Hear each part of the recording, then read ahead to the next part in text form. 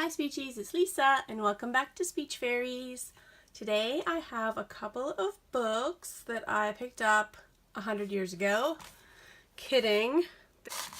They're from 1997 and what I've done is preserve them. So I wanted to show you this hack for making these sticker books reusable.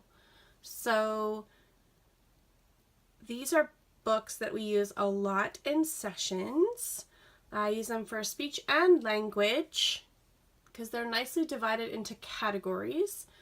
So you've probably seen something similar. These ones were from like a Kohl's kind of bookstore at the time. And these are actually language discovery sticker books. And they are English and French with 35 reusable stickers. So I didn't buy them for the French part, but you can definitely use that if you want to. I'm just going to show you how I modified them to make them last. Without further ado, this is my favorite one, At the Market. So my first step in doing this is I will show you these staples. 1, 2, 3. I leave in the cover. Like these are a little bit harder to cover. The newer ones are a little bit more flimsy, like Sticker Stories. But so I leave the staples in and I take the pages out and laminate them. And then I put them back in afterwards. So I've laminated all these pages and left the staples in and tried to line the holes up after I laminate the pages and then pop them back in and then fold the staple back down. I have done it this other way where the staple is totally removed and I end up putting the pages back in with brads, but it's not my favorite. I prefer to keep the original staples. They're quite long and strong. So, At the Market. So once you have the pages laminated, the other piece is to, oh, this one's not in very good shape, I mount the stickers on cardstock, or in this case I put them on construction paper, and then added the Velcro after. So not bad for 1997, and this book's been used in sessions many times. So this one's really cute. It has the kind of a little person on each food item, and the foods are divided into categories. So these are all the fruits. So you can talk about the people, or you can talk about the fruits and vegetables. Some of the vocabulary is familiar and some isn't, but that's a good thing, right? So we can work on familiar and unfamiliar items. So this is the vegetable stand, the dairy stall, probably just call it the dairy section now. I like to also talk about where do we get milk? There's a big clue right there. Some answering questions. Oh, what's she doing? She's sliding down the cheese. He's climbing on the butter. And you can ask kind of decontextualized questions like, where do you put butter? To see if they understand what your question is and where butter goes. And this is the bakery. And they just come on and off. I actually have these cute little shopping carts. I don't know if I have one here. This is like one of those little promotional shopping carts. You can get them on eBay. I actually have seen them also in some dollar stores. So we go shopping.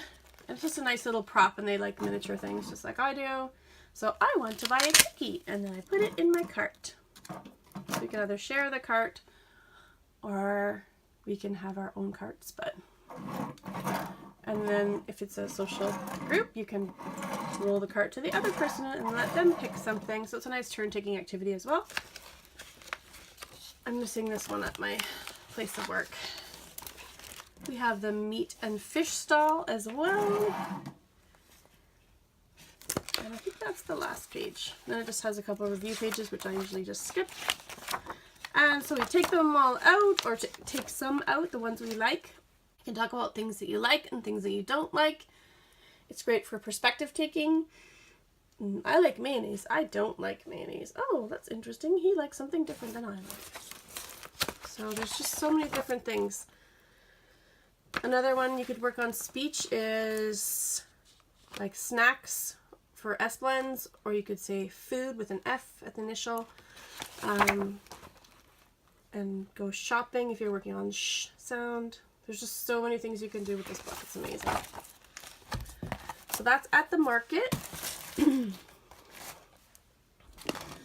The other one here I have is at home, which you'd be surprised how many preschoolers struggle with vocabulary that they interact with every single day. Again, in pictures. So they might know the real object, but they don't know the picture. And again, it has a nice girls and boys in here as well doing silly things. So this one is in the kitchen. There's even a little doggy.